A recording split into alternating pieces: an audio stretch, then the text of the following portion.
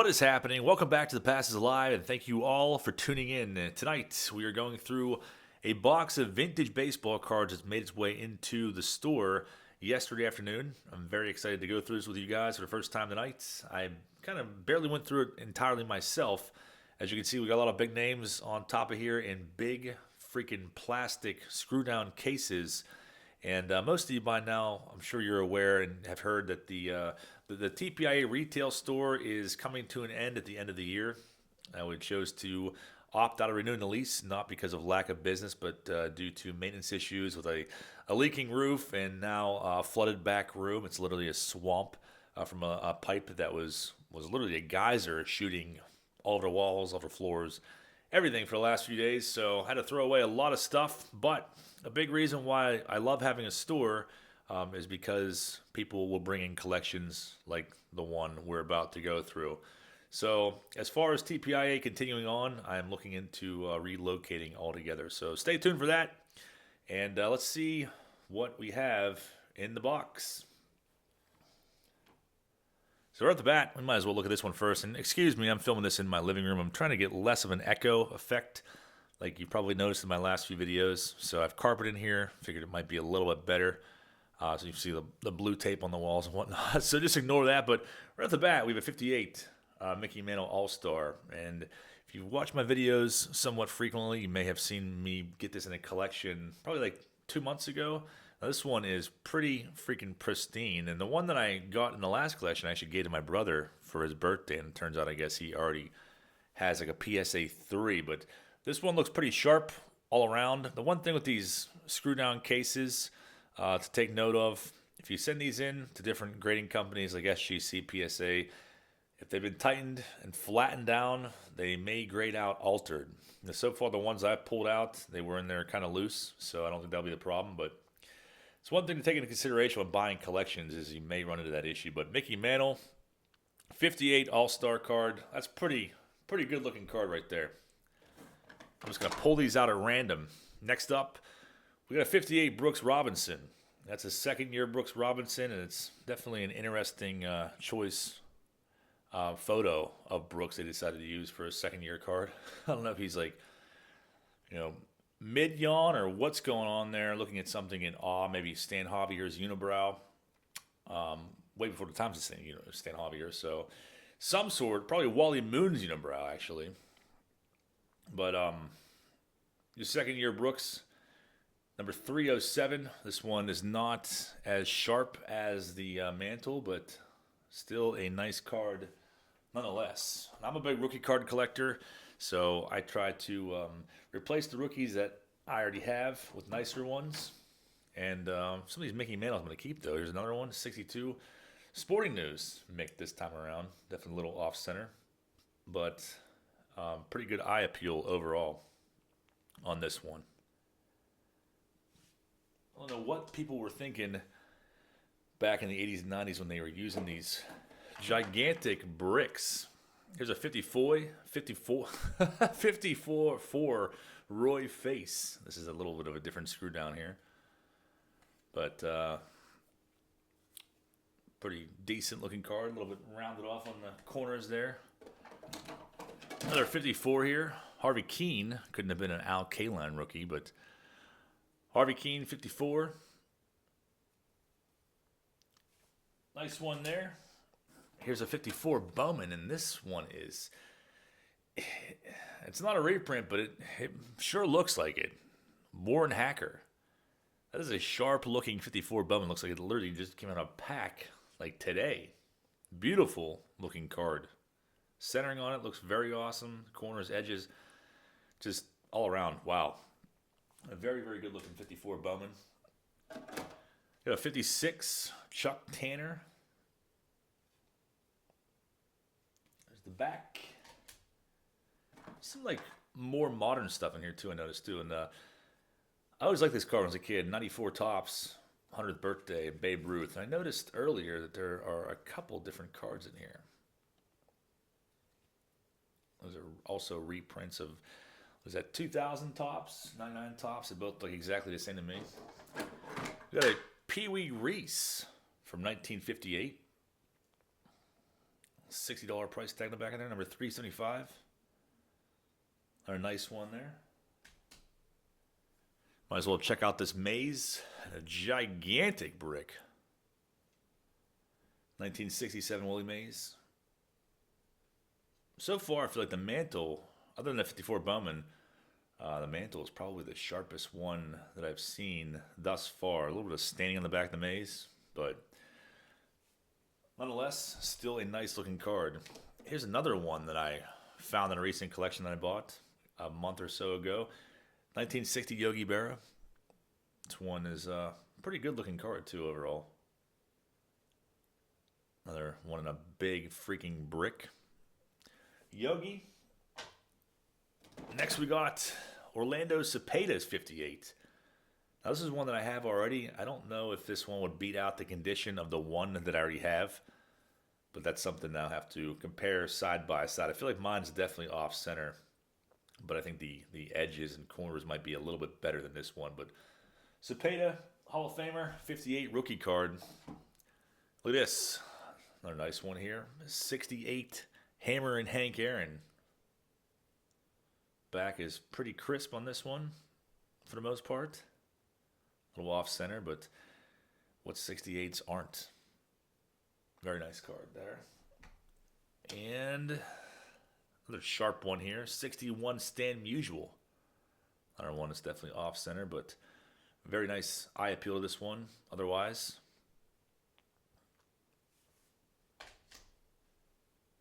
Say Hey Kid once again, this time 1956. This one definitely has seen better days. Looks like a credit card, rounded off corners, but still a 56 maze. I will definitely take it. And another 61, this time Roger Maris. And this one is also pretty sharp looking the whole way around. A little offset on the back. Front looks pretty good though, overall. 61 Maris. Another maze. We got a 58 All-Star this time around. This one's a little better than the 56 we just saw. Maybe a little bit of discoloration to the back of this one, but overall, not too bad. And look at this. Second year Yastrzemski. Also, beautiful card, just off center. But this is one I never owned before. I have his rookie card. I think there's some pen marks on the back of it, but definitely a nice one to have. Second year, Yastrzemski. And another mantle in another huge screw down.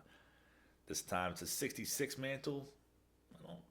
Maybe a little bit of creasing up top there, but nothing too crazy. Obviously it has a bad cut on it, but still a mantle nonetheless. The back is pretty sharp looking though. Vibrant white. But overall, minus that border on the top, good looking card. Next up, looks like we got a 61 Koufax. These 61s are in this box they're pretty nice. They're definitely pretty nice.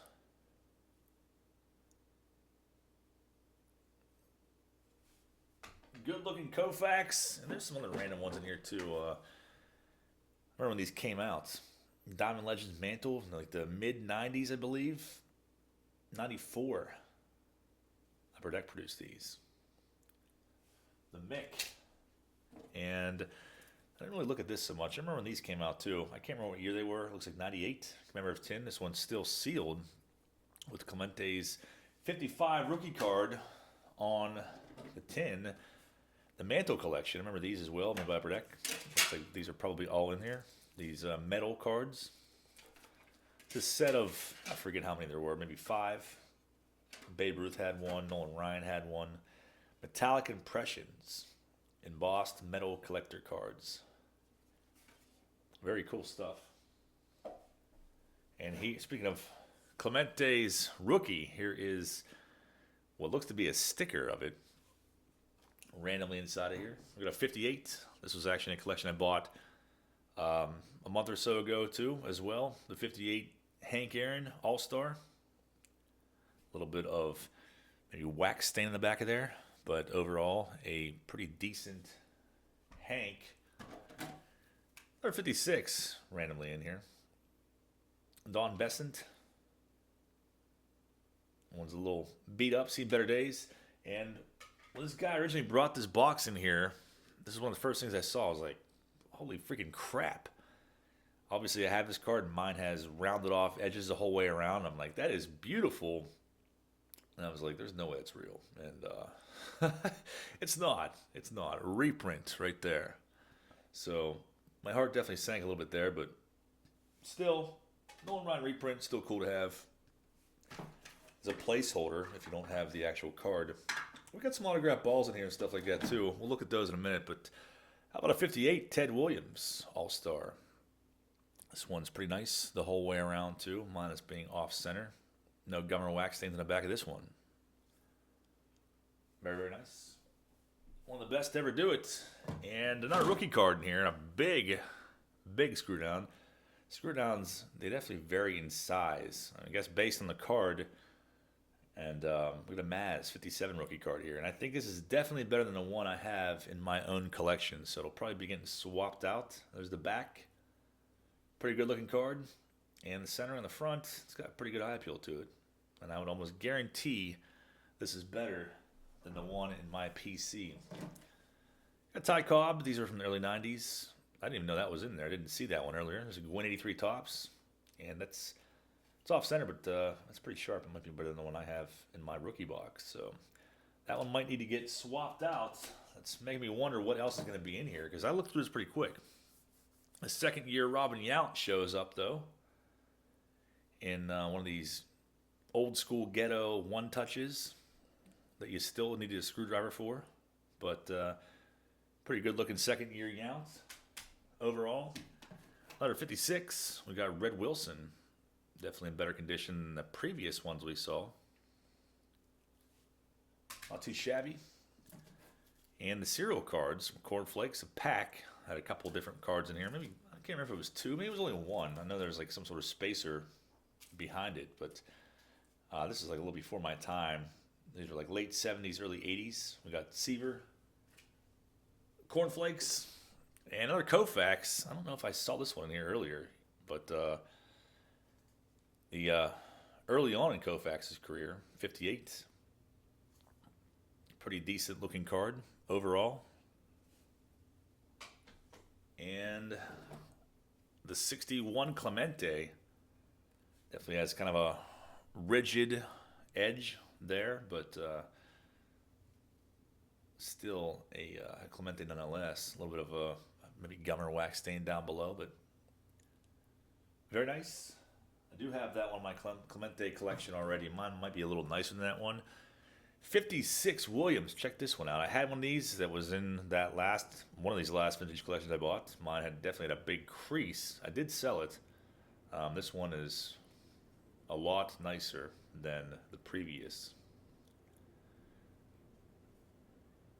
Very nice. And I think this is the last Ted Williams in this box. 58 Williams. This one looks like it might have a little bit of creasing, faint creasing down there. But a little bit beat up. Still a Williams 58. I will take it. Maybe a little bit of crease right there too. And this is a beautiful card right here. Beautiful. 1960 Stan Musial. A little bit off center, but overall, pretty sharp looking card. I still think the Mantle 58 All-Star is one of the best ones in this box so far, but as usual, I'm definitely may send that to SGC as I work on prepping an order. If it ever gets done, we'll have to wait and see. Iconic card right here, Griffey Jr. 89 Bowman. Very nice. Can never have too many of that card. Another tin in here. This time we got the Babe. Usually when I see these, they're missing several cards, but it feels like these ones are all here.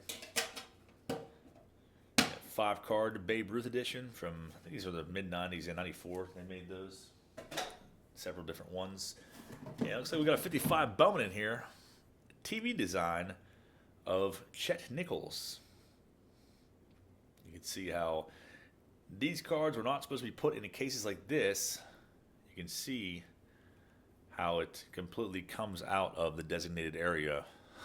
Not a good idea to do that. But Chet Nichols, 55 Bowman. Here's one that's definitely going to go in the PC. The Mick once again, the 1960 Topps. I always love that card. And now I own it, which is pretty awesome. Definitely off center, but doesn't bother me in the slightest. Still going to go in my PC nonetheless. Another 54 Bowman here.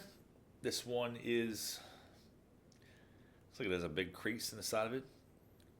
Back side of it, a little bit paper loss for Bob Friend. Not as nice as the first one we saw. And some more of these mid-90s Upper Deck cards. Bull and Baby Bull.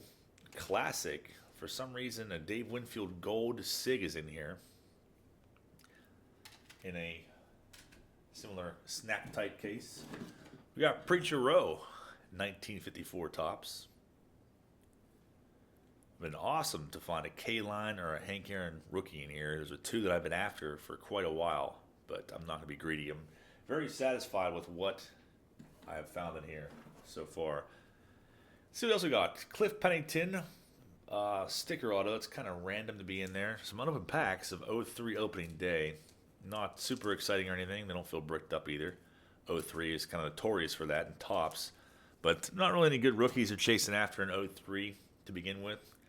Mazeroski, Hank Aaron, Williams, Maz. I remember when these came out. Honus Wagner. I feel like these ones were like a parallel almost, the ones that had the foil on it. But I could be wrong on that. Just going by memory. Ralphie Connor, Gehrig, and there was Mick to end those ones. And here's some random uncut sheets, different groups, reprints of, I think, pretty much all of Clemente's cards. Close to it. I don't see the 55 on here. There's a 56. Huh. But that's pretty cool too, though. I'm not really sure who released these. I've seen them before, and they're just blank backs. If you know, drop me a comment. Clamshell case. I did go through this real quick. I don't think there's anything too crazy. Some 65s. That one's kind of stuck in there. Paul Konerko. Speaking of 03 opening day, there's a mini 79. Some Super Beat 71s in here. Ken Brett. Somebody had a real good time with that card. But the 79s are pretty nice condition. But they are there's nothing really too prominent. There might be some stars in here somewhere. Sean Casey is an 83 Topps. Murray, Felix Fermin would have hated that card as a kid. Trammell. Not baseball. So randomly some new cards from the mix here. Rocco Baldelli. And John Wathan, of course, somehow ends up in this collection. That should not surprise anyone. Rob Deere, pre-mullet. That wild fro and Rick Sweet. And I see some 90 Topps traded coming up. A 75 Topps mini and some more 65s. These ones are kind of beat up. John Boozer. Jim Rowland. So running out of cards now. We got a bunch of memorabilia in here. Check this stuff out. We got some patches. Pretty neat stuff there. Another tin, this time around, is a Jackie Robinson special 5-card set. They probably made, I don't know, 100,000 or more of these, I would guess. They would advertise them as like limited edition. They'd be 100,000 or more. Dale Long, 56. The crease going through him, and he looks pretty sad about it. But it looks like that's the final card in the box. We have a bunch of facsimiles. The Mick. I think there's COAs in here. I don't really know why there's COAs because they're not real autographs. This one's for a Babe Ruth ball, but there's a couple stands. Everything's jostled around here. Is Babe Ruth. I guess that goes for that one. think it was just standing here. Forward somewhere. I think it's just rolling around. Nolan Ryan ball. And this one, as it does have a stand, it's definitely Jason Bay, former Bucko. That one is pretty easy to read. There's some of these that need help deciphering, though. This one, starting lineup, all facsimiles on here. See Don Mattingly, Gary Carter, Strawberry, Ozzie Smith, Tranwell. Lots of big names on here. Unfortunately, not real. That would be freaking awesome if it was. There's a stand for something. Mickey Mantle sign ball. A button or a pin. Mulder 3000 hits. That's pretty awesome. Would have been stoked on that in the mid-90s. And the final two balls left in here. This one looks like it says Charlie Sheen. I hope that's who it is. And R.J. Reynolds. That one's a pretty easy one to read. R.J. Reynolds, also former Bucko. I definitely have his autograph on a ball still to this day that I got signed at Pirate Fest, I believe. It looks like the only two signatures on there. I can't make out who that is, so we're going to go with Charlie Sheen on that one. And the final piece of this box, pop this case open here, and I was looking at this one in the shop, trying to make out some of these signatures. Rod Scurry, there's Bert Blyleven, that's pretty awesome. I don't know who this is. I'll hold it close, so maybe you can make out some of these signatures. I can't tell who that one is. Is that Jose Canseco? That'd be crazy.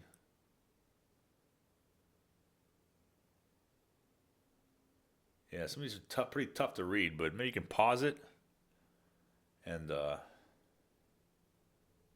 me know. Is that Chuck Tanner? And this is definitely looks to be Willie Stargell right here. Not real sure about these other ones on this side, but or that one. But let me know in the comments if you can figure out and decipher any of these signatures. I would be obliged to know. And I'm sure a lot of us would be. So, very cool box. Like I said, this is a big reason why I love having a store. Stuff like this rolls in the door. And it's so much fun to go through these collections. You never know what you're going to find. And I appreciate you guys watching. Drop me a comment down below. Let me know what you thought of the box. If you would have bought it, what you thought the best pull was from it. I'd love to hear from you guys. And hopefully I'll have a video for you guys all tomorrow night. Have a great night, you guys.